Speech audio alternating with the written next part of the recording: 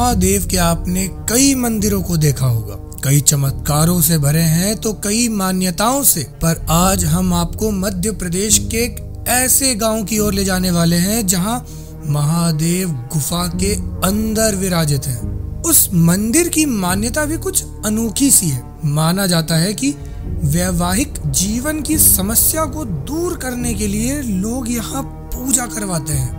आखिर क्या है इस मंदिर की कहानी और आखिर क्यों सिर्फ साल के 4 महीने ही इस मंदिर में भीड़ रहती है, ये जानने के लिए हमारी टीम निकल पड़ी रोमांच से भरे इस सफर पर। मध्य प्रदेश के इस खास सफर में आज हम महादेव के दरबार में चलेंगे। सावन सोमवार में रानी कमलापति से महादेव पानी तक का ये सफ़र शिव धाम की ओर प्रस्थान करती हुई हमारी टीम रोमांच दिल से। मैं इस वक्त ठीक रानी कमलापति रेलवे स्टेशन के सामने खड़ा हूँ और यहीं से हम अपना सफ़र शुरू करेंगे महादेव पानी की ओर। इसी के साथ हमारी टीम महादेव पानी की ओर प्रस्थान करती है। ऐसा लग रहा था मानो स्वयं शिव शंभू ने हमें अपने पास बुलाया हो। भोपाल से महादेव पानी का ये लगभग 30 किलोमीटर का सफर हमने तय करना शुरू कर दिया था। मौसम ने भी बखूबी हमारा साथ दिया। रानी कमलापति रेलवे स्टेशन से 25 किलोमीटर तक का सफर तय करने के बाद हम पहुंच चुके हैं सेहतगंज में। सेहतगंज से महादेव पानी की दूरी सिर्फ 6 किलोमीटर रह गई थी। हमने ये सफर जारी रखा और पहुंच गए महादेव के दरबार। पहुंचने के बाद हमने सबसे पहले सुरक्षा के नियमों की जांच की तो हमें पता चला कि अंदर प्रवेश करने के लिए रसीद कटवानी होगी और साथ ही पार्किंग के लिए भी एक रसीद कटवानी होगी। हमारी टीम ने भी नियमों का समर्थन करते हुए रसीद कटवाई और फिर अंदर प्रवेश किया। थोड़ी ही दूर आने पे हमें कुछ दुकानें दिखी तो हमने पहले उनसे ही बात की। आपकी दुकान यहाँ पर कब से? ये दुकानें कम से कम 30-35 साल पुरानी है। जब से यहाँ पर पर्यटन का शुरुआत हुआ था तब से ही है? नहीं, पहले से लगती है। ये पर्यटन का तो अभी 8-6-7 साल पहले से हुआ है, जैसे वन विभाग में। ये तो अभी से हुआ है, पहले से लगती थी हमारी दुकान। कौन से दिन यहाँ पर सबसे अधिक भीड़ रहती है? संडे के दिन रहती है, इतवार के दिन। अच्छा, और सावन के अलावा, बारिश के मौसम के अलावा भी यहाँ पर लोग आते हैं? बारिश के मौसम में 4 महीने ज़्यादा भीड़ रहती है और ऐसे तो गांव खेड़े के आते हैं मंदिर पे घूमने के लिए और वाटरफॉल झरना देखने के लिए सिटी के लोग आते हैं। बारिश 4 महीना बस। मंदिर की क्या मान्यता है यहाँ पर? मंदिर की ये बहुत मान्यता है यहाँ की। नहीं, मतलब कि कुछ कोई आस्था से जुड़ी कुछ विशेष प्रक्रिया जो वहाँ पर होती हो? आस्था से जुड़ी हुई है, प्राचीन मंदिर है, बहुत पुराना माना हुआ मंदिर है। कितना पुराना? लगभग उसकी शुरुआत कब से हुई है, कुछ अंदाजा है शिवलिंग की? 400 साल पुराना मंदिर है। प्राचीन महादेव पानी है और दुनिया में नाम चलता है उन महादेव पानी का। आपकी कोई मनोकामना वहाँ पूरी हुई है? हाँ, कई आदमी की पूरी हुई है। वहाँ जो भावना बोल के गए वो पूरी होती है। यहाँ तक सब कुछ वैसा ही था जैसा हमने सोचा था, पर इसके आगे की कहानी हमें चौंका देने वाली थी। मंदिर में प्रवेश करने से पहले हमारी मुलाकात वहाँ एक सेवा कर्मी से हुई जो दिन रात मंदिर की देखरेख करते हैं। मध्य प्रदेश का प्रसिद्ध झरना महादेव पानी इस वक्त ठीक मेरे पीछे मौजूद है।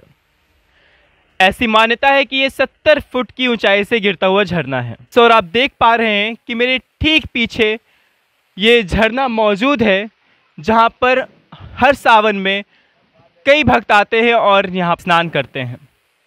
और इस ओर है वो प्राचीन शिव मंदिर। हमारे साथ जुड़े हैं यहाँ के विशेष सेवाकर्मी श्री मनीष शुक्ला जी।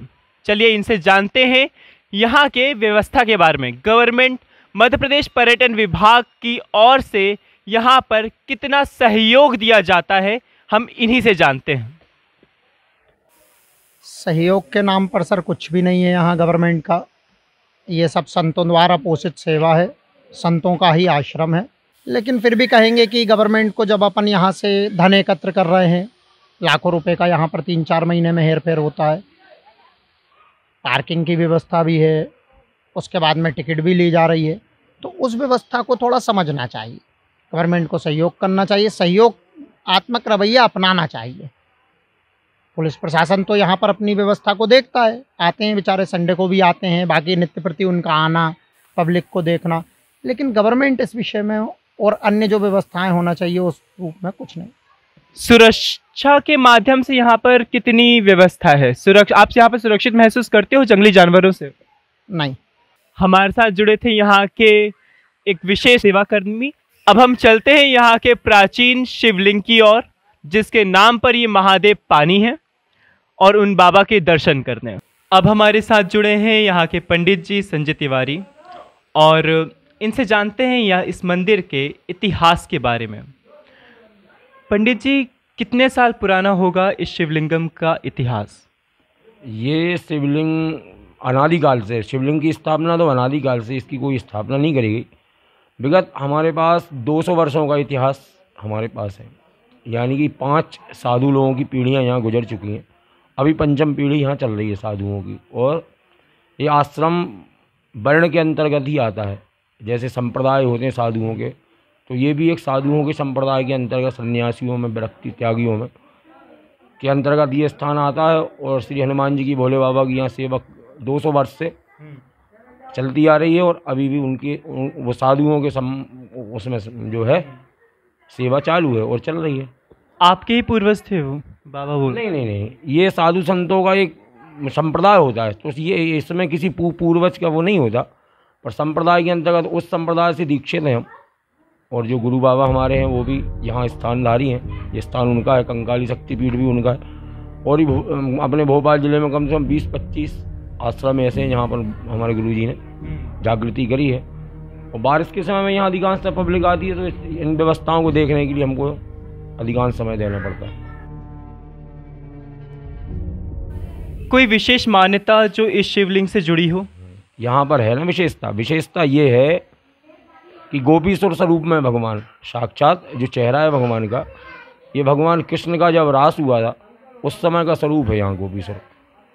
और विवाह आदि कार्य के जो दिक्कतें आती हैं, किसी के काल सर्पयोग वगैरह, किसी कुंडली बनते, कई योग ऐसे बनते, विवाह आदि में अड़चन आती, तो यहाँ अगर भगवान शिव की आराधना करने से जोड़ा अमर होता है, उनका विवाह हमेशा के लिए बन जाता है भगवान की कृपा।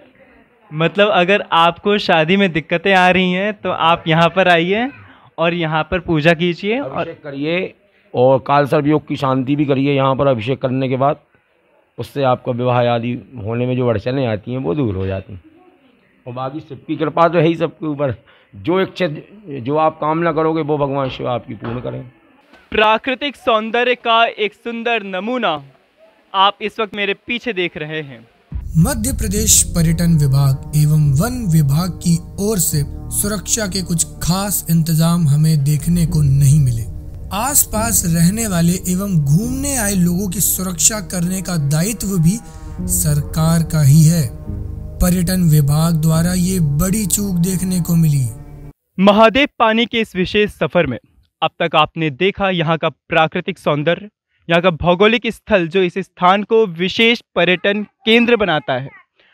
इन सब के बावजूद हमने यहाँ के सेवा कर्मियों से बात की, मध्य प्रदेश पर्यटन विभाग की चूक के बारे में बात की। सुरक्षा को नजरअंदाज करते हुए भी महादेव के श्रद्धालु यहाँ पर आकर अपनी आस्था को प्रदर्शित करते हैं।